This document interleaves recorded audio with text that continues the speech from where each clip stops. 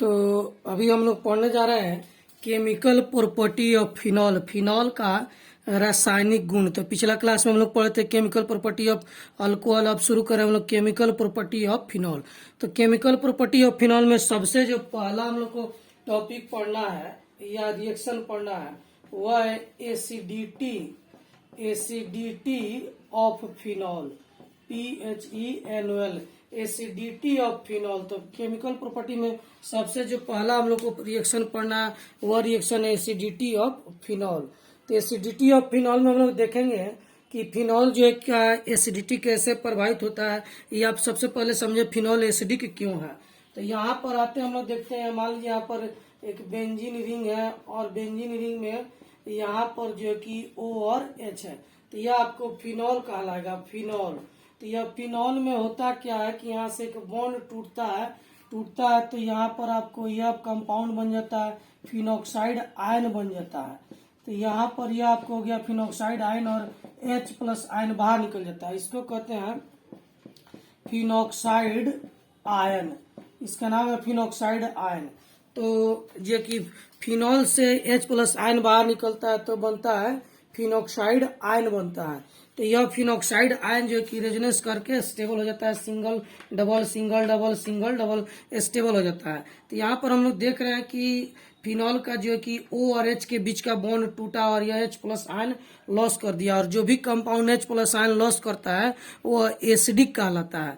तो यहाँ फिनॉल भी एसिडिक की तरह ही व्यवहार कर रहा है, इसीलिए फिनॉल को हम लोग एसिड के रूप में कह सकते हैं कि फिनॉल एसिडिक होता है। क्यों एसिडिक होता है? क्योंकि फिनॉल टूटने के बाद H+ आयन का लॉस करता है। अब यहाँ पर जरा ध्यान देंगे कि यहाँ पर जो फिनॉल में कार्बन और ऑक्सीजन के बीच का जो बॉन्ड है, तो यहाँ पर कार्बन और ऑक्सीजन के बीच का बॉन्ड रेजोनेंस के कारण डबल बॉन्ड होता है, इसीलिए यह बॉन्ड नहीं टूटता है और यह बॉन्ड सिंगल बॉन्ड होता है। यहाँ पर रेजोनेंस नहीं पाया तो इसीलिए यह बॉन्ड क्या होता है, टूट जाता है। तो यह बॉन्ड रेजोनेंस के कारण आपको डबल बॉन्ड पाया जाता है, डबल बॉन्ड के रूप में होता है, इसीलिए यह जो है कि कार्बन और ऑक्सीजन के बीच का बॉन्ड नहीं टूटता है। कौन सा बॉन्ड टूटता है? ऑक्सीजन और हाइड्रोजन के बीच का बॉन्ड टूटता है। तो इस प्रकार हम लोग देख लिए कि जो है कि फिनॉल एसिडिक क्यों है, क्योंकि यह H+ आयन लॉस कर रहा है। अब एक चीज और हम लोग ध्यान रखेंगे कि डोनर ग्रुप जो है, डोनर ग्रुप, तो यहाँ पर एक इम्पोर्टेंट टॉपिक है कि donor group increases acidity of phenol. Donor group decrease करता है, donor group decreases acidity of phenol. तो फिनॉल का अम्लीयता जो है कि डोनर ग्रुप कम कर देता है। तो donor group decreases acidity of phenol, यानी कि डोनर ग्रुप यदि फिनॉल में जुड़ा होता है तो उसके एसिडिटी क्या हो जाता है, कम हो जाता है। तो donor group decreases acidity of phenol. तो डोनर ग्रुप कौन कौन होता है, तो आइए एग्जाम्पल में हम लोग देखते हैं। एग्जाम्पल ऑफ डोनर ग्रुप का एग्जाम्पल हम लोग देखते हैं। तो यहाँ पर आपको बॉन्ड R या फिर बॉन्ड CH3 या फिर बॉन्ड C2H5, यह दोनों जो है कि अल्काइल ग्रुप डोनर होता है। तो डोनर ग्रुप, यह डोनर ग्रुप होता है। उसके कौन डोनर ग्रुप होता है? आपको यहाँ पर बॉन्ड O और यहाँ पर R, यानी कि ईथर। यह ईथर भी क्या होता है, डोनर ग्रुप होता है। तो उसके बाद बॉन्ड है आपको, यह अल्काइल ग्रुप और ईथर ग्रुप क्या होता है, डोनर ग्रुप होता है। और सारा इसमें डोनर ग्रुप है, आगे चलकर और आपको बताया जाएगा। अभी यहाँ पर इतना है, दो ही बताया जा रहा है क्योंकि यही दो ही आपके बुक में दिया गया है। तो अब आते हैं हम लोग एग्जाम्पल ऑफ एक्सेप्टर ग्रुप देखते हैं, या फिर पहले लिखते हैं कि एक्सेप्टर ग्रुप क्या करता है। तो acceptor group increases acidity of phenol. Acceptor group increases acidity of phenol, यानी जो हिंदी मीडियम वाले विद्यार्थी वो क्या लिखेंगे कि donor group acidity of phenol, donor group phenol की अम्लीयता को घटा देता है। इसमें क्या लिखेंगे कि एक्सेप्टर ग्रुप फिनॉल के एसिडिटी को अम्लीयता को बढ़ा देता है। इसका मतलब बढ़ाना, तीर उल्टा है, इसका मतलब घटाना। तो हिंदी वाले विद्यार्थी इसको लिख लेंगे। अब आते हैं हम लोग देखते हैं कि एक्सेप्टर ग्रुप कौन कौन सा है, कौन कौन से ग्रुप है जो फिनॉल की एसिडिटी को बढ़ाता है। तो आइए एक्सेप्टर ग्रुप देखते हैं। तो यहाँ पर लिखते हैं example of acceptor group. Example of acceptor group में आते हैं, यहाँ पर देखते हैं कौन कौन सा एग्जाम्पल है। तो आपको सबसे पहला एग्जाम्पल है NO2। NO2 जो है कि बॉन्ड NO2, यह जो है कि फिनॉल की अम्लीयता को क्या करता है, बढ़ा देता है। उसके बाद कौन सा है आपको, तो यहाँ पर आते हैं हम लोग कीटोन जो है कि यह भी एक्सेप्टर ग्रुप है, यह भी फिनॉल की अम्लीयता को घटा देगा। उसके बाद बॉन्ड CHO एल्डिहाइड भी एक्सेप्टर ग्रुप है, यह भी जो है कि फिनॉल के अम्लीयता को घटा देगा। तो बहुत सारा एक्सेप्टर ग्रुप होता है। यहाँ पर आपके बुक में मात्र यही 2-3 दिया गया, इसलिए आपको बताया गया, यही आपके सिलेबस में है। तो डोनर ग्रुप फिनॉल की अम्लीयता को घटा देता है, याद रखेंगे, और एक्सेप्टर ग्रुप फिनॉल की अम्लीयता को बढ़ा देता है। तो आइए अब इस पर एक हम लोग क्वेश्चन बनाते हैं। तो इसको लिखिए और इसके बाद क्वेश्चन लिखिए। तो यहाँ पर एक क्वेश्चन लिखा हुआ है कि which one is more acidic, निम्नलिखित में कौन अधिक अम्लीय है। तो हिंदी मीडियम वाले विद्यार्थी लिखेंगे कि निम्नलिखित में कौन अधिक अम्लीय है। विच one of the following is more acidic. तो यहाँ पर जो है कि 4-5 और 4 ऑप्शन दिया गया है। इस चारों ऑप्शन में आपको पता करना है कि सबसे अधिक एसिडिक यानी कि अम्लीय कौन है। तो यहाँ पर देखिए, यहाँ फिनॉल है और यहाँ भी फिनॉल ग्रुप सब में है, यहाँ भी फिनॉल है, यहाँ भी OH बेंजीन, यहाँ भी OH बेंजीन, OH बेंजीन। तो सब में जो है कि फिनॉल ग्रुप सब में है। अब आते हैं, ध्यान देते हैं बाकी उसके साथ जुड़ने वाले ग्रुप पर। तो उसके साथ कौन कौन से ग्रुप जुड़े हुए हैं उस पर हम लोग ध्यान देते हैं। तो यहाँ पर ना तो डोनर है और ना ही एक्सेप्टर है। लेकिन यहाँ पर आते हैं तो यहाँ पर एक अल्काइल ग्रुप है, अल्काइल ग्रुप को डोनर ग्रुप कहते हैं। तो यहाँ पर एक डोनर ग्रुप है और यहाँ पर एक एक्सेप्टर ग्रुप है, NO2 को एक्सेप्टर ग्रुप कहते हैं, और इसमें 2 एक्सेप्टर ग्रुप है। तो आपको बताया गया था कि एक्सेप्टर ग्रुप एसिडिटी को बढ़ा देता है और डोनर ग्रुप एसिडिटी को घटा देता है। तो आप मान लीजिए कि एग्जाम्पल के तौर पर आपको बताया जा रहा है कि यदि इसका एसिडिटी 10 हो गया, तो इसका एसिडिटी 10 हो गया, तो यहाँ पर डोनर ग्रुप जुट गया है इसमें। तो डोनर ग्रुप के कारण एसिडिटी घट जाती है, यानी कि इससे इसका एसिडिटी क्या होगा, कम होगा। तो इसका एसिडिटी मान लेते हैं 8 हो जाएगा। थोड़ा सा घट गया, क्यों घट गया, क्योंकि इसमें डोनर ग्रुप जुटा हुआ है। और एक्सेप्टर ग्रुप एसिडिटी बढ़ा देता है। तो यहाँ पर एक एक्सेप्टर ग्रुप है, तो इसका एसिडिटी जो है कि फिनॉल से अधिक होगा। तो यह 10 है, तो इसका मान लेते हैं 12 मान लेते हैं। यहाँ पर कितना मान लेते हैं, 12। कुछ भी मान के बना सकते हैं, आपको समझाने के लिए इस तरह से हम बनाए हुए हैं। अब यहाँ इसमें 2-2 एक्सेप्टर ग्रुप है। तो जिसमें 2-2 एक्सेप्टर ग्रुप है, तो इसमें एक एक्सेप्टर ग्रुप तो 12, इसमें 2 है, तो इससे थोड़ा सा और ज्यादा होगा। तो चलिए इसका मान लेते हैं हम लोग 14। तो सबसे ज्यादा एसिडिटी यहाँ पर किसका है, तो डी ऑप्शन डी का है। क्यों, क्योंकि इसमें 2 एक्सेप्टर ग्रुप है, इसमें एक एक्सेप्टर ग्रुप है, और इसमें ना तो डोनर है ना ही एक्सेप्टर है। तो इसका जो है कि 10 ही हो गया। और इसमें डोनर है, डोनर ग्रुप घटा देता है। तो 10 था, उसमें डोनर ग्रुप जुटेगा तो घट के कितना हो जाएगा, 8 हो जाएगा। तो सबसे कम हो जाएगा बी का। तो इसमें हम लोग आते हैं, तो इसको अरेंज करना हो तो आंसर तो आपका हो जाएगा डी। यदि अरेंज करना हो तो अरेंज करने के समय सबसे अधिक डी, उसके बाद सी, तब बी, और सबसे कम क्या हो जाएगा, ए हो जाएगा। तो याद रखेंगे आप लोग कि डोनर ग्रुप जो है एसिडिटी को कम कर देता है, एक्सेप्टर ग्रुप एसिडिटी को क्या करता है, बढ़ा देता है। अब आइए इस पर एक और क्वेश्चन हम लोग देखते हैं, बनाते हैं। कि दूसरा क्वेश्चन सेम क्वेश्चन है, इसको भी बनाते हैं। तो यहाँ पर एक दूसरा क्वेश्चन है, which one is more acidic, निम्नलिखित में कौन अधिक अम्लीय है। तो सेम क्वेश्चन है, जैसा पहला था वैसा ही दूसरा क्वेश्चन है। तो यहाँ पर पहला फिनॉल है, दूसरा फिनॉल में एक अल्काइल ग्रुप यानी कि मिथाइल ग्रुप जुटा है, तीसरा में फिनॉल में आपको ईथर ग्रुप जुटा है, चौथा में फिनॉल में 3 एक्सेप्टर ग्रुप NO2 ग्रुप जुटा हुआ है। तो इसमें पूछा गया कि सबसे अधिक एसिडिक कौन है, तो आपको बताया गया है, अभी रूल लिखवाया कि डोनर ग्रुप एसिडिटी को कम कर देता है, जबकि एक्सेप्टर ग्रुप एसिडिटी को क्या करता है, बढ़ा देता है। तो यहाँ पर देखेंगे तो 3 एक्सेप्टर ग्रुप है, इनमें सभी में एक्सेप्टर ग्रुप नहीं है, तो सबसे अधिक एसिडिक हो जाएगा डी। तो अब यहाँ पर जो है कि आते हैं, अगर शुरू से हम लोग देखते हैं तो यदि फिनॉल का एसिडिटी आप 10 मान लेते हैं, तो इसका एसिडिटी यदि हम लोग 10 मान लेते हैं, तो इसका एसिडिटी दोनों ग्रुप जुड़ने के कारण फिनॉल से तो कम हो जाएगा, तो फिनॉल से इसका एसिडिटी जो है कि फिनॉल से कम होगा। तो कितना कम होगा, तो इसका 10 है, तो इसका कम थोड़ा सा मान लेते हैं, 8 मान लेते हैं।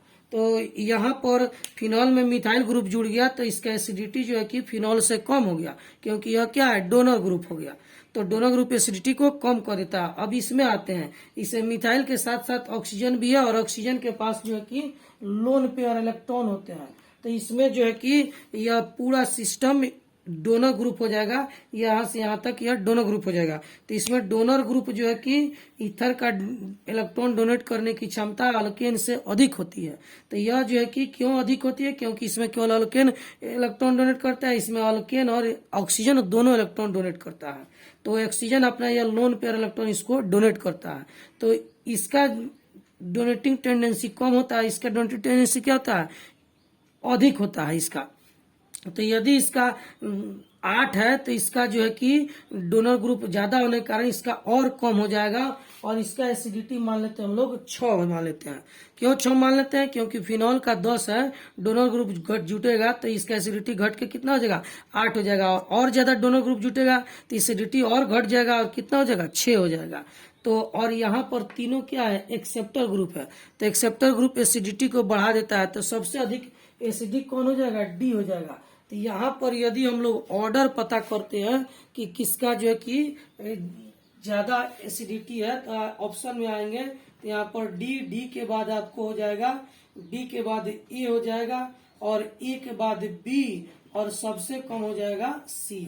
तो इस प्रकार से ऑर्डर हम लोग निकाल सकते हैं। तो याद रखेंगे कि डोनर ग्रुप एसिडिटी को कम कर देता है, जितना अधिक डोनर ग्रुप होगा एसिडिटी उतना ही क्या होगा, कम होगा, और एक्सेप्टर ग्रुप एसिडिटी को बढ़ा देता है। तो जितना ज्यादा एक्सेप्टर ग्रुप होगा उसका एसिडिटी उतना ही क्या होगा, अधिक होगा। तो इस चीज को याद रखेंगे, और आइए जो है कि हम लोग इसके आधार पर एक और क्वेश्चन बना लें। इसमें बिल्कुल कंफ्यूज नहीं कीजिएगा, याद रखेंगे कि अल्केन का डोनेटिंग टेंडेंसी कम होता है, और ईथर का डोनेटिंग टेंडेंसी अल्केन से अधिक होता है। तो इसका ज्यादा होता है, इसीलिए इसका इससे भी क्या होता है, घट जाता है। तो डोनर ग्रुप एसिडिटी को घटाता है, और एक्सेप्टर ग्रुप एसिडिटी को क्या करता है, बढ़ाता है। तो जितना ज्यादा इलेक्ट्रॉन डोनेट करने की क्षमता होगा उसका एसिडिटी उतना ही क्या हो जाएगा, कम होगा, और जितना ज्यादा इलेक्ट्रॉन को एक्सेप्ट करने की क्षमता होगा उसका एसिडिटी उतना ही ज्यादा होगा। तो अब आइए इस पर एक और क्वेश्चन बनाते हैं हम लोग फिनॉल के एसिडिटी टॉपिक से। तो यहाँ पर एक क्वेश्चन है कि which one of the following have highest pKa value, निम्नलिखित में किसका पीकेए मान सबसे अधिक होगा। Which on the following have highest pKa value, तो निम्नलिखित में किसका पीकेए मान सबसे अधिक होगा। तो यह जो क्वेश्चन आपको आता है कि पीकेए मान किसका अधिक होगा, तो इसको बनाने के लिए 2 तरीका है। एक तो आपके बुक में सब सारे क्वेश्चन का पीके वैल्यू एक बॉक्स डायग्राम बनाकर दिया गया है, तो या तो उस बॉक्स डायग्राम से आप पीके वैल्यू याद कर लें, और नहीं तो एक दूसरा तरीका बताते हैं आपको, उससे भी हम लोग पीके वैल्यू निकाल सकते हैं। तो दूसरा तरीका क्या है कि आपको पीके जो है, पीके इनवर्सली प्रोपोर्शनल होता है एसिडिटी का। पीके इनवर्सली प्रोपोर्शनल होता है किसका, एसिडिटी का। इसका मतलब यह है कि जिसका एसिडिटी ज्यादा होगा उसका पीके कम होगा, और जिसका एसिडिटी कम होगा, एसिडिटी जिसका कम होगा उसका पीके अधिक होगा। तो इस तरीका से भी हम लोग इसको प्राप्त कर सकते हैं। तो जिसका पीके ज्यादा होगा, इसी जिसका एसिडिटी ज्यादा हो उसका पीके क्या हो जाएगा, कम आ जाएगा। तो क्या करते हैं, पहले इसका एसिडिटी निकाल लेते हैं और निकालने के बाद हम उल्टा कर देंगे तो पीके मान हम लोग को प्राप्त हो जाएगा। तो एसिडिटी किसका अधिक होगा, तो आइए यहाँ पर देखते हैं एसिडिटी। एसिडिटी किसका अधिक होगा, तो आपको बताया गया था कि डोनर ग्रुप एसिडिटी को घटाता है और एक्सेप्टर बढ़ा देता है। तो आते हैं यहाँ पर तो ना डोनर है ना एक्सेप्टर है, यहाँ पर एक डोनर है तो इसका एसिडिटी जो है कि इससे क्या हो जाएगा, कम होगा। यहाँ पर यदि इसका 8 यदि इसका हम लोग 10 मान लेते हैं, कितना मान लेते हैं, यदि इसका हम लोग 10 मान लेते हैं तो इसका एसिडिटी कितना हो जाएगा, 8 हो जाएगा, इससे 2 कम होगा। और इसमें 2 एक्सेप्टर ग्रुप है, एक यहाँ पर ऑर्थो पर है, एक पारा पर। तो एक्सेप्टर ग्रुप एसिडिटी बढ़ा देता है, तो इसका 10 है तो इसका ज्यादा होगा तो कितना हो जाएगा, 2 इसके कारण 12 हो, तो इसके कारण इसका एसिडिटी आपको 14 हो जाएगा। उसी तरह इसमें एक्सेप्टर ग्रुप 3 है, 1 2 3, 2 अर्थों पर एक पारा पर, तो इसका जो एसिडिटी इससे भी क्या होगा, अधिक होगा, तो इसका मान लेते हैं हम लोग 16। तो यह कुछ होता नहीं है, बस आपको समझाने के लिए 10, 8, 14, 16 इस तरह से बताया गया है ताकि आप एसिडिटी अच्छे से समझ जाए। तो सबसे अधिक एसिडिक कौन है, डी है, क्योंकि इसमें एक्सेप्टर ग्रुप अधिक है। तो यहाँ पर सबसे ज्यादा डी हो जाएगा। डी के बाद क्या होगा, तो डी के बाद सी हो जाएगा, और सी के बाद एसिडिटी किसका अधिक होगा, तो ए का होगा। तो सी के बाद आपको ये हो जाएगा। और सबसे कम किसका एसिडिटी होगा, बी का। क्यों सबसे कम होगा, क्योंकि इसमें डोनर ग्रुप है, डोनर ग्रुप एसिडिटी को कम कर देता है। तो यह तो एसिडिटी हम लोग ज्ञात कर लिए, लेकिन हमको क्या पता करना है, हमको पीके वैल्यू ज्ञात करना है। तो जिसका एसिडिटी ज्यादा होगा उसका पीके कम आएगा, तो और जिसका एसिडिटी कम होगा उसका पीके क्या होगा, ज्यादा होगा। तो सबसे कम एसिडिटी बी का है तो इसका पीके सबसे ज्यादा होगा। तो यदि पीके के रूप में हम लोग इसको बनाते हैं तो सबसे अधिक पीके वैल्यू हो जाएगा बी का। बी के बाद किसका हो जाएगा, बी के बाद ए हो जाएगा, ए के बाद सी, और सबसे कम हो जाएगा आपको डी। डी का एसिडिटी सबसे ज्यादा है, इसीलिए पीके वैल्यू इसका सबसे कम हो जाएगा। तो बिल्कुल आसान तरीका है, आप जो है कि एसिडिटी निकाल लीजिए और निकालने के बाद जस्ट उसको रिवर्स कर दीजिएगा तो पीके वैल्यू ज्ञात हो जाएगा। पीके का मतलब क्या होता है, आइए जरा इसको भी हम लोग समझ लेते हैं। पी का मतलब होता है माइनस लॉग, और के ए का मतलब होता है dissociation, dissociation constant, dissociation constant of acid, acid का डिसोसिएशन कांस्टेंट। तो इस ए का मतलब होता है एसिड और के का मतलब कांस्टेंट। तो के का मतलब हो गया आपको कांस्टेंट और ए का मतलब क्या हो गया, एसिड हो गया। तो एसिड का डिसोसिएशन कांस्टेंट को हम लोग के ए कहते हैं, और पी का मतलब होता है माइनस लॉग होता है। तो इस पर जो है कि न्यूमेरिकल आगे के क्लास में आपको मिलेगा, यहाँ पर नहीं है, यहाँ पर सिर्फ है कि एसिडिटी किसका अधिक होगा, किसका ज्यादा होगा, किसका कम होगा, और किसका पीके वैल्यू अधिक होगा, किसका पीके वैल्यू कम होगा। तो बिल्कुल आसान है, एसिडिटी ज्ञात कर लिए, उसको रिवर्स कर दिए तो पीके वैल्यू याद हो जाएगा, या फिर बन जाएगा पीके वैल्यू। एक तरीका और है जो आपके बुक में दिया है, आइए उसको भी दिखाते हैं, पीके वैल्यू आपके बुक में कैसे दिया है। तो दूसरा तरीका यह है आपको पीके वैल्यू का, कि यहाँ पर आपके बुक में देखिए यहाँ पर दिया गया है पीके वैल्यू का चार्ट में बना कर दिया गया। ऑर्थो नाइट्रोफिनॉल, मेटा नाइट्रोफिनॉल, पारा और फिनॉल, इन सब का जो है कि बनाकर के यहाँ पर मोलिकुलर फॉर्मूला, यहाँ पर पीके वैल्यू एक बॉक्स डायग्राम बनाकर दिया गया है। तो या तो आप इस पीके वैल्यू को बॉक्स डायग्राम से याद करें, और नहीं तो जो है कि यह जो दूसरा तरीका है या मेरा अपना तरीका यह आपके बुक में नहीं है, तो यह इस तरीका से भी आप लोग बना सकते हैं। तो आपको जो अच्छा लगे उस तरीका से एसिडिटी और फिनॉल को आप बनाइएगा। उसमें 2 तरह से क्वेश्चन पूछा जा सकता है, कि या तो एसिडिटी पूछा जा सकता है या तो पीके वैल्यू पूछा जा सकता है। तो याद रखिएगा, जिसका एसिडिटी ज्यादा होता है उसका पीके क्या होता है, कम होता है। इन दोनों में इनवर्सली प्रोपोर्शनल होता है। तो यह तो था आपको जो है कि फिनॉल के एसिडिटी से जो है कि यह आपको फिनॉल का जो केमिकल प्रॉपर्टी है उसमें सबसे पहला हम लोग पढ़ रहे थे एसिडिटी ऑफ फिनॉल। अब आइए हम लोग देखते हैं फिनॉल का केमिकल प्रॉपर्टी में दूसरा रिएक्शन क्या कहता है। तो केमिकल प्रॉपर्टी का दूसरा रिएक्शन भी पढ़ने जा रहे हैं। एसिडिटी ऑफ फिनॉल पहला रिएक्शन था, अब आइए दूसरा रिएक्शन देखते हैं। तो यहाँ पर देखेंगे कि आपको अगला जो हम लोग का फिनॉल का केमिकल प्रॉपर्टी है वो है नाइट्रेशन ऑफ फिनॉल, यानी फिनॉल का HNO3 के साथ अभिक्रिया। तो फिनॉल का जब रिएक्शन HNO3 के साथ कराते हैं तो इसको नाइट्रेशन ऑफ फिनॉल कहते हैं। यह रिएक्शन जब भी होता है तो H2SO4 या एसिडिक मीडियम की उपस्थिति में होता है। तो इसको पढ़ने से पहले आपको एक चीज बता दें कि आपको एसिडिटी ऑफ फिनॉल से संबंधित यहाँ पर एक क्वेश्चन दिया गया है। एग्जाम्पल 11.4 बॉक्स डायग्राम में क्वेश्चन, इसमें अरेंज करना है कि किसका एसिडिटी अधिक होगा और किसका एसिडिटी कम होगा। हिंदी मीडियम वाले विद्यार्थी इसको ध्यान देंगे। इंग्लिश मीडियम में एग्जाम्पल 11.4 है, तो इसको आप लोग जो है कि अपने से घर से बना लीजिएगा। आंसर दिया हुआ है उसमें, आपको बिल्कुल आसान है, कहीं कोई दिक्कत नहीं होगा। यदि दिक्कत हुआ तो कमेंट कीजिएगा, इसको अगले क्लास में अगले वीडियो में इसको आपको बताया जाएगा। तो इस क्वेश्चन को अच्छे से बना लीजिएगा क्योंकि एग्जाम में यह पूछा जाता है। अब आइए देखते हैं नाइट्रेशन ऑफ फिनॉल। तो नाइट्रेशन ऑफ फिनॉल में जो है आपको HNO3 नाइट्रिक एसिड कहते हैं। इसको क्या कहते हैं? नाइट्रिक एसिड कहते हैं। नाइट्रिक एसिड, नाइट्रिक एसिड के नाम से इसको हम लोग जानते हैं। तो नाइट्रिक एसिड का जो रिएक्शन कराते हैं, किसके साथ कराते हैं हम लोग नाइट्रिक एसिड का रिएक्शन? फिनॉल के साथ। तो जब फिनॉल का रिएक्शन नाइट्रिक एसिड के साथ कराते हैं H2SO4 की उपस्थिति में, तो दो तरह के कंपाउंड का निर्माण होता है। कौन कौन सा कंपाउंड बनेगा? तो एक कंपाउंड आपको बनेगा ऑर्थो नाइट्रोफिनॉल, यहाँ पर NO2, और ये आपको कहलाएगा ऑर्थो नाइट्रोफिनॉल, एक कंपाउंड यह बन जाएगा। दूसरा क्या बनेगा?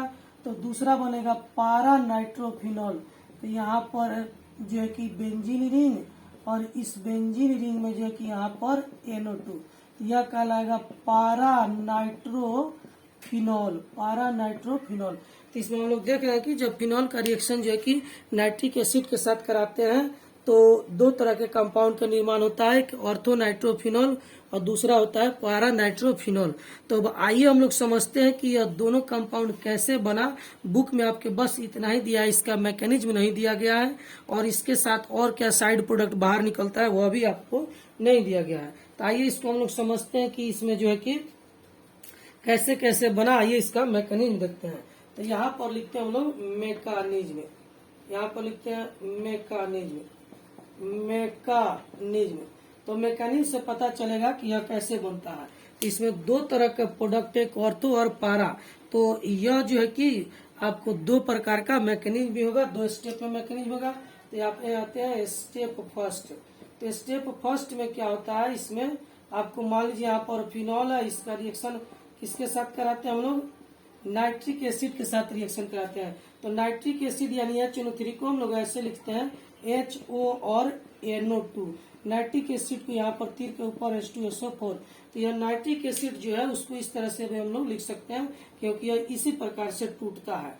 तो यहाँ पर जो है कि OH और NO2 है, तो HN213 HNO3 यहाँ पर हो जाएगा। तो यहाँ से होता क्या है कि पहला बार जब भी रिएक्शन होता है तो इसमें क्या होता है कि यहाँ से आपको H, यहाँ से H और यहाँ से OH जल बन के क्या होता है बाहर निकलता है, और NO2 आके यहाँ पर जुड़ जाता है। तो यह प्रोडक्ट बन जाता है इस तरीका से। आपको बेंजीन रिंग, और बेंजीन रिंग में यहाँ पर H और OH तो बाहर निकल गया, H और OH जल बन के बाहर निकल गया, यह NO2 आके इस ऑर्थो पर यहाँ पर जुट गया और बन गया ऑर्थो नाइट्रोफिनॉल। तो यह पहला स्टेप पे हम लोग ऑर्थो नाइट्रोफिनॉल बना लिए। अब आते हैं दूसरा स्टेप का मैकेनिज्म देखते हैं। तो यहाँ पर आते हैं स्टेप सेकंड हम लोग देखते हैं। तो स्टेप फर्स्ट था, अब आते हैं स्टेप सेकंड। तो स्टेप सेकंड में इसको हम लोग देखते हैं कि फिनॉल है, फिनॉल का रिएक्शन किसके साथ कराते हैं हम लोग? तो HNO3 के साथ रिएक्शन कराते हैं। तो यहाँ पर लिखते हैं हम लोग HNO3 पे HO और NO2 में लिख रहे हैं किसके उपस्थिति में? तो H2SO4 की उपस्थिति में। ऐसा क्यों? क्योंकि यह टूटता है तो आपको HO पर माइनस और NO2 पर प्लस बनता है, और H पर प्लस आता है, OH पर माइनस, यह जल बन के बाहर निकल जाता है। तो इसी प्रकार से यह टूटता है। तो इसमें होता क्या है कि दूसरा स्टेप में यहाँ से H और यहाँ से आपको OH जल बन के यह बाहर निकल जाता है, और यहाँ पर जो जगह खाली होता है वहाँ पर NO2 ग्रुप आकर जुड़ जाता है। तो क्या बना लेगा आपको? OH यहाँ पर बेंजीन रिंग, और बेंजीन रिंग में यहाँ पर आपको NO2 आके जुड़ गया, बाहर क्या निकल गया? H और OH वाटर बन के जल बन के बाहर निकल गया था। इस प्रकार हम लोग देखेंगे कि ऑर्थो और पारा दोनों तरह के कंपाउंड का निर्माण होता है। अब सवाल यह है कि यह जो NO2 है, यह इसके या इसमें से जो NO2 निकल रहा है वह ऑर्थो और पारा पर ही क्यों अटैक कर रहा है, या मेटा पर क्यों नहीं जाकर जुड़ जा रहा है, या फिर मेटा तरह का कंपाउंड क्यों नहीं बनाता है। तो उसके लिए आपको आइए हम लोग उस समय यहाँ पर आपको समझाते हैं। यहाँ पर एक्स्ट्रा में आपको यहाँ पर बताया जा रहा कि ऐसा क्यों होता है, क्योंकि ऐसा क्वेश्चन आपसे पूछा जा सकता है कि आपको जब फिनॉल का हम लोग नाइट्रेशन कराते हैं तो ऑर्थो और पारा नाइट्रो कंपाउंड का निर्माण होता है, मेटा क्यों नहीं बनता है। तो आइए इसको हम लोग देखते हैं यहाँ पर। तो इसमें होता क्या है कि फिनॉल में जब रेजोनेंस होता है, फिनॉल में यहाँ पर फिनॉल में single single double single double single double, तो यहाँ पर जब रेजोनेंस होता है तो रेजोनेंस के कारण यहाँ पर यह रेजोनेंस का सिंबल है, इस तरीका से हम लोग रेजोनेंस का सिंबल लिखते हैं। तो रेजोनेंस के कारण यहाँ पर फिनॉल में का स्ट्रक्चर कुछ इस तरीका से हो जाता है। यहाँ पर देखेंगे यह सभी बॉन्ड डबल बॉन्ड हो जाते हैं और फिनॉल में जो कि ऑर्थो पर और जो कि पारा पर नेगेटिव चार्ज डेवलप कर जाता है। कहाँ का नेगेटिव चार्ज डेवलप करता है फिनॉल में, तो फिनॉल में ऑर्थो और पारा पर नेगेटिव चार्ज आ जाता है रेजोनेंस के कारण। और यह जब टूटता है HNO3 OH और NO2 यह टूटता है तो क्या बनाता है, यह यहाँ पर टूटेगा तो आपको क्या बनाएगा, तो यह टूटेगा तो आपको बनाएगा HO- और NO2 प्लस बनाएगा, NO2 प्लस। तो यह जो है कि आपको NO2 पर जो पॉजिटिव चार्ज है, प्लस चार्ज है, यह कहाँ अटैक करेगा, जहां जहां पर माइनस चार्ज है वहीं पर यह अटैक करेगा। इसीलिए NO2 कहाँ जुड़ता है, ऑर्थो और पारा पर जुड़ता है, क्योंकि ऑर्थो और पारा पर ही माइनस चार्ज है और इस पर कैसा चार्ज है, प्लस है। तो प्लस वाला वहीं पर अटैक करता है जहां जहां माइनस है। तो माइनस कहाँ कहाँ है आपको, तो ऑर्थो पर और पारा पर, इन दोनों पोजीशन को ऑर्थो कहते हैं, इसको पारा कहते हैं। इसीलिए इसमें ऑर्थो और पारा कंपाउंड का निर्माण होता है। तो यह नाइट्रेशन ऑफ फिनॉल बहुत ही इंपॉर्टेंट टॉपिक है, इसको याद रखिएगा। इसमें ऑर्थो और पारा कंपाउंड का निर्माण होता है, कैसे होता है यहाँ पर मैकेनिज्म बता दिया गया, और क्यों होता है इसका यहाँ पर रीजन बता दिया गया कि क्यों NO2 ऑर्थो और पारा पर ही जाकर जुड़ता है। और जो आपका बुक है उसमें जो यह 1 मोल वाटर यहाँ पर, 1 मोल वाटर यहाँ पर कुछ बुक में नहीं लिखा हुआ है, लेकिन साथ में इसमें 2 मोल जल क्या होता है, बाहर निकलते हैं। तो आइए आप हम लोग लिख देते हैं यहाँ पर 2 मोल H2O क्या हो जाएगा, बाहर निकलेगा, 1 मोल इसके लिए और 1 मोल इसके लिए। तो यह तो था दूसरा रिएक्शन, नाइट्रेशन ऑफ फिनॉल। अब आइए हम लोग अगला रिएक्शन पढ़ते हैं। तो यहाँ पर एक बात ध्यान देंगे कि नाइट्रेशन ऑफ फिनॉल में, नाइट्रेशन ऑफ फिनॉल जो है कि 2 तरह का होता है, एक डाइल्यूट HNO3 के साथ फिनॉल का रिएक्शन और दूसरा कॉन्क HNO3 के साथ फिनॉल का रिएक्शन। तो डाइल्यूट का मतलब होता है तनु और कॉन्क का मतलब होता है सांद्र HNO3। तो यह जो हम लोग रिएक्शन अभी पढ़े हैं, तो यहाँ पर जो है कि यह डाइल्यूट HNO3 है। कैसा है, डाइल्यूट HNO3 का रिएक्शन हम लोग कर रहे हैं फिनॉल के साथ। अब आइए, नाइट्रेशन में 2 तरह का नाइट्रेशन होता है, एक डाइल्यूट के साथ और दूसरा कॉन्क के साथ। तो मान लेते हैं कि नाइट्रेशन ऑफ फिनॉल में यह पहला रिएक्शन हुआ, किसके साथ, तो डाइल्यूट HNO3 के साथ फिनॉल का रिएक्शन। अब आते हैं डाइल्यूट यानी कि हिंदी में लिखेंगे तनु HNO3 के साथ। अब आते हैं हम लोग कॉन्क HNO3 के साथ फिनॉल का रिएक्शन पढ़ने। तो आइए इसको देखते हैं। अब दूसरा रिएक्शन फिनॉल का नाइट्रेशन का, फिनॉल के नाइट्रेशन का दूसरा रिएक्शन आइए देखते हैं। तो यहाँ पर देखेंगे कि जब कॉन्क HNO3 का रिएक्शन हम लोग फिनॉल के साथ कराते हैं तो 2,4,6 ट्राई नाइट्रो फिनॉल का निर्माण होता है। 2 पर फिनॉल, फिर 2 पर नाइट्रो ग्रुप, फिर 4 पर नाइट्रो ग्रुप और फिर 6 पर नाइट्रो ग्रुप। यह दोनों ऑर्थो है और यह क्या है, पारा, यानी ऑर्थो पारा ट्राई नाइट्रो फिनॉल का निर्माण होता है, जिसका IPAC नेम है 2,4,6 ट्राई नाइट्रो फिनॉल। तो इसमें काउंटिंग यहाँ से इसलिए करते हैं कि फिनॉल सीनियर ग्रुप होता है, OH ग्रुप सीनियर होता है, इसीलिए काउंटिंग हम लोग ऐसे की है। इधर से आते तब भी जो है कि सेम ही आता, 2, 4 और 6 पर ही आता।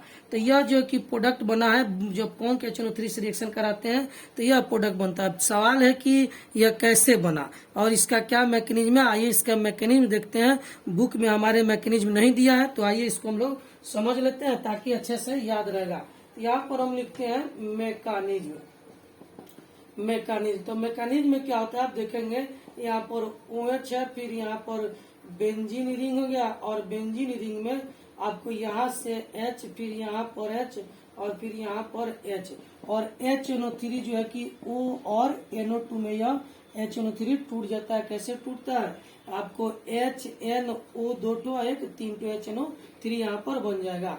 तो यह 3 मोल रिएक्शन करता है। कितना मोल रिएक्शन करता है? 3 मोल रिएक्शन करता है। तो होता क्या है, यहाँ से एक H एक OH जल बन के बाहर निकलता है। इस तरीका से आपको इस तरीका से बाहर निकलेगा, यहाँ से H और OH जल बनकर बाहर निकलेगा, और जो है कि यह NO2 आके यहाँ पर जुड़ जाएगा। फिर यहाँ से एक H और यहाँ से एक OH बाहर निकलेगा, और फिर एक और NO2 आकर यहाँ पर जुड़ जाएगा। फिर तीसरा में क्या हो जाएगा कि यहाँ से H और एक OH यहाँ से बाहर निकलेगा, और फिर तीसरा NO2 आके यहाँ पर जुड़ जाएगा। क्योंकि 3 मोल कौन का मतलब होता है? 3 मोल। तो 3 मोल से रिएक्शन करेगा तो 3 गो OH है तो 3 गो H लेकर बाहर निकलेगा, और इन तीनों जगह पर स्थान खाली होगा तो 3 से गुना, तो 3 मोल NO2 ग्रुप है, तो 3 मोल NO2 ग्रुप आके एक ऑर्थो पर, यहाँ पर 2 पर, फिर एक 4 पर, एक 6 पर आकर जुड़ जाएगा, और 3 मोल जल इसमें से बाहर निकलेगा।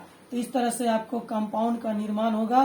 तो यहाँ पर देखेंगे, यहाँ पर OH, फिर यहाँ पर बेंजीन रिंग, और इस बेंजीन रिंग में एक बार NO2 यहाँ पर आकर जुटेगा, और साथ में OH और H 1 मोल जल बाहर निकलेगा, और दूसरा बार यहाँ पर NO2 आकर जुटेगा, और OH और H दूसरा मॉलिक्यूल जल बाहर निकलेगा। फिर एक मॉलिक्यूल यहाँ पर जुटेगा, और यहाँ से H और यहाँ से OH जल बनकर बाहर निकलेगा, यानी कि 3 मोल H और OH जल बनकर बाहर निकलेगा, जो कि आपको बुक में नहीं लिखा हुआ है। तो यह मैकेनिज्म में पता चलेगा। यह तीनों मोल एक ही साथ रिएक्शन करता है, 3 जगह से H हटता है, और तीनों जगह NO2 ग्रुप जाकर जुड़ जाता है, और यह तीनों H 3 मोल OH से जल बनाकर बाहर निकल जाता है।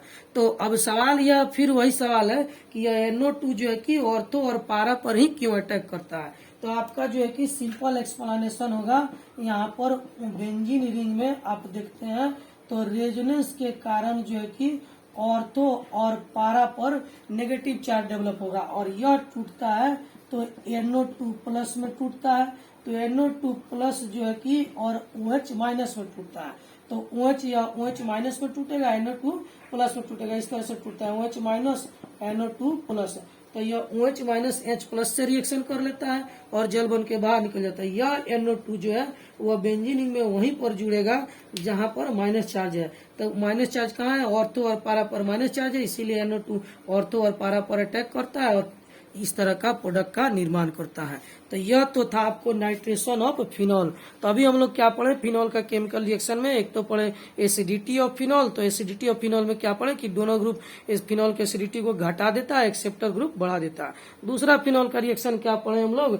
दूसरा पढ़े नाइट्रेशन ऑफ फिनॉल। तो नाइट्रेशन 2 तरह का होता है, एक डाइल्यूट HNO3 के साथ रिएक्शन, यानी तनु HNO3 के साथ रिएक्शन, उसमें ऑर्थो और पारा अलग अलग कंपाउंड का निर्माण होता है। दूसरा क्या पढ़े हम लोग इस नाइट्रेशन में? दूसरा पढ़े हम लोग आपको जो है कि HNO यानी कौन के HNO3 के साथ रिएक्शन, यानी कि सांद्र HNO3 के साथ रिएक्शन। तो इसमें एक ही फिनॉल पर तीनों जो है कि NO2 ग्रुप जाकर जुड़कर और 2,4,6 ट्राई नाइट्रोफिनॉल का निर्माण करता है। कैसे हुआ, किस तरह से हुआ, सब आपका मैकेनिज्म यहाँ पर लिख दिया गया है, और क्यों हुआ इसको पढ़िए, और यदि नहीं समझ में आए तो फिर इसको हम सब कॉल करके पूछ लेंगे।